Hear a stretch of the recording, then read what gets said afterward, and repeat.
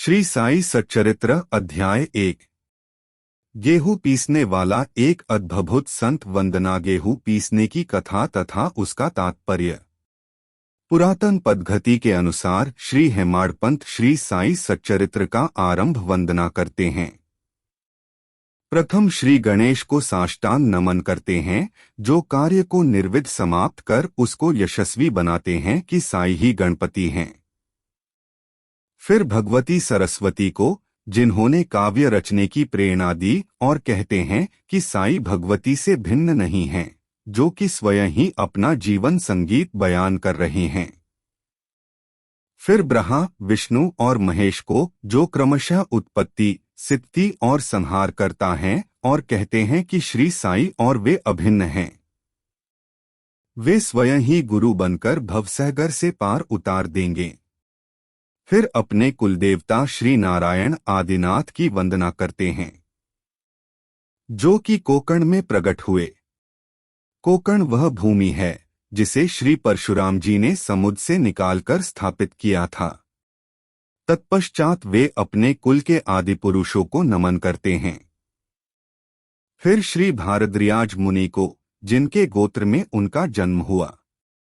पश्चात उन ऋषियों को, जैसे याज्ञवल्क्य, भृगु, पाराशर, नारद, वेदव्यास, सनकसनंदन, सनत कुमार, शुक, शौनक, विश्वामित्र, वशिष्ठ, वाल्मीकि, वामदेव, जैमिनी, वैशंपायन, नव योगींद्र इत्यादि तथा आधुनिक संत जैसे निवृत्ति, ज्ञानदेव, सोपान, मुक्ताबाई, जनार्दन, एकनाथ, नामदेव, तुकाराम, कान्हा, नरहरि आदि को नमन करते हैं। फिर अपने पितामह सदाशिव, पिता रघुनाथ और माता को, जो उनके बचपन में ही गत हो गई थीं। फिर अपनी चाची को, जिन्होंने उनका भरण पोषण किया, और अपने प्रिय ज्येष्ठ भ्राता को नमन करते हैं। फिर पाठकों को नमन करते हैं, जिनसे उनकी प्रार्थना है कि वे एकाग्रचित होकर कथामृत का पान करें। अंत में श्री सच्चिदानंद सदगुरु श्री साईनाथ महाराज को, जो कि श्री दत्तात्रेय के अवतार और उनके आश्रयदाता हैं, और जो ब्रह्मा सत्यं जगन्मिथ्या का बोध कराकर समस्त प्राणियों में एक ही ब्रह्मा की व्यापित की अनुभूति कराते हैं। श्री पाराशर, व्यास और शांडिल्य आदि के समान भक्ति के प्रकारों का संक्षेप में वर्णन कर अब ग्रंथकार महोदय निम्नलिखित कथा प्रारंभ करते हैं। गेहूं पीसने की कथा। सन 1910 में मैं एक दिन प्रातःकाल श्री साई बाबा के दर्शनार्थ मस्जिद में गया। वहां का विचित्र दृश्य देख मेरे आश्चर्य का ठिकाना न रहा कि साई बाबा मुंह हाथ धोने के पश्चात चक्की पीसने की तैयारी करने लगे। उन्होंने फर्श पर एक टाट का टुकड़ा बिछा, उस पर हाथ से पीसने वाली चक्की में गेहूं डालकर उन्हें पीसना आरंभ कर दिया। मैं सोचने लगा कि बाबा को चक्की पीसने से क्या लाभ है। उनके पास तो कोई है भी नहीं, और अपना निर्वाह भी भिक्षावृत्ति द्वारा ही करते हैं। इस घटना के समय वहां उपस्थित अन्य व्यक्तियों की भी ऐसी ही धारणा थी, परंतु उनसे पूछने का साहस किसे था। बाबा के चक्की पीसने का समाचार शीघ्र ही सारे गांव में फैल गया, और उनकी यह विचित्र लीला देखने के हेतु तत्काल ही नरनारियों की भीड़ मस्जिद की ओर दौड़ पड़ी। उनमें से 4 निडर सितरयां भीड़ को चीरता हुई ऊपर आई, और बाबा को बलपूर्वक वहां से हटाकर हाथ से चक्की का खूंटा छीनकर तथा उनकी लीलाओं का गायन करते हुए उन्होंने गेहूं पीसना प्रारंभ कर दिया।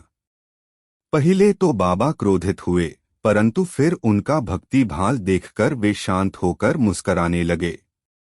पीसते पीसते उन सितरयों के मन में ऐसा विचार आया कि बाबा के न तो घर द्वार है, और न इनके कोई बाल बच्चे हैं, तथा न कोई देखरेख करने वाला ही है। वे स्वयं भिक्षावृत्ति द्वारा ही निर्वाह करते हैं, अतः उन्हें भोजना आदि के लिए आटे की आवश्यकता ही क्या है। बाबा तो परम दयालु है। हो सकता है कि यह आटा वे हम सब लोगों में ही वितरण कर दें। इन्हीं विचारों में मगन रहकर गीत गाते गाते ही उन्होंने सारा आटा पीस डाला। तब उन्होंने चक्की को हटाकर आटे को 4 समान भागों में विभक्त कर लिया और अपना अपना भाग लेकर वहां से जाने को उघत हुई। अभी तक शांत मुद्रा में निमग्न बाप तत्क्षण ही क्रोधित हो उठे और उन्हें अपशब्द कहने लगे, सित्रयों, क्या तुम पागल हो गई हो? तुम किसके बाप का माल हड़पकर ले जा रही हो? क्या कोई कर्जदार का माल है जो इतनी आसानी से उठाकर लिए जा रही हो?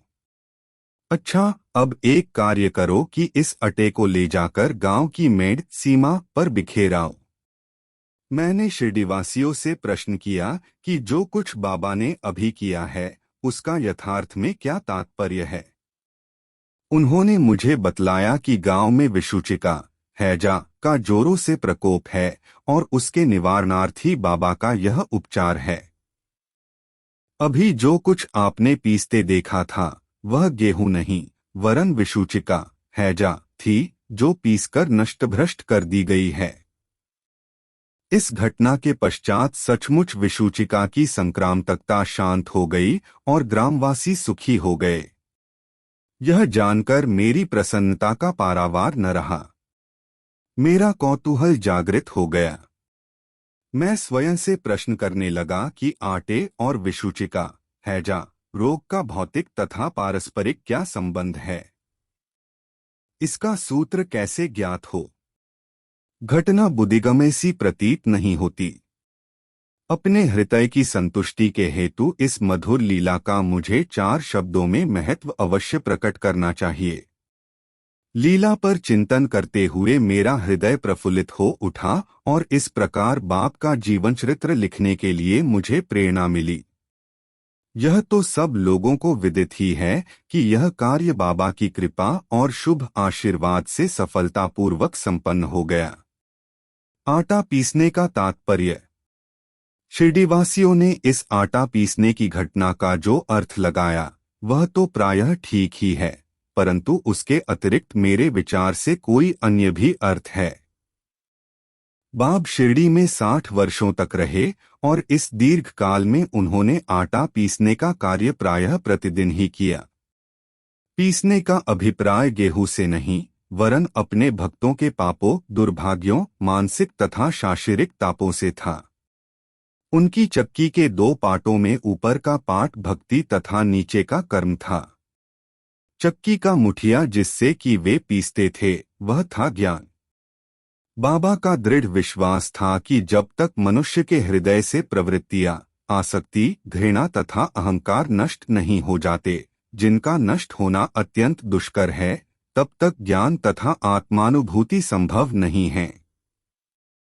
यह घटना कबीरदास जी की उसके तदनुरूप घटना की स्मृति दिलाती है। कबीरदास जी एक स्त्री को अनाज पीसते देखकर अपने गुरु नित्य से कहने लगे कि मैं इसलिए रुदन कर रहा हूँ कि जिस प्रकार अनाज चक्की में पीसा जाता है उसी प्रकार मैं भी भवसागर रूपी चक्की में पीसे जाने की यातना का अनुभव कर रहा हूँ। उनके गुरु ने उत्तर दिया कि घबराओ नहीं, चक्की के केंद्र में जो ज्ञान रूपी दंड है उसी को दृढ़ता से पकड़ लो। जिस प्रकार तुम मुझे करते देख रहे हो उससे दूर मत जाओ, बस केंद्र की ओर ही अग्रसर होते जाओ और तब यह निश्चित है कि तुम इस भवसागर रूपी चक्की से अवश्य ही बच जाओगे। श्री सद्गुरु साईनाथार्पणमस्तु। शुभं भवतु।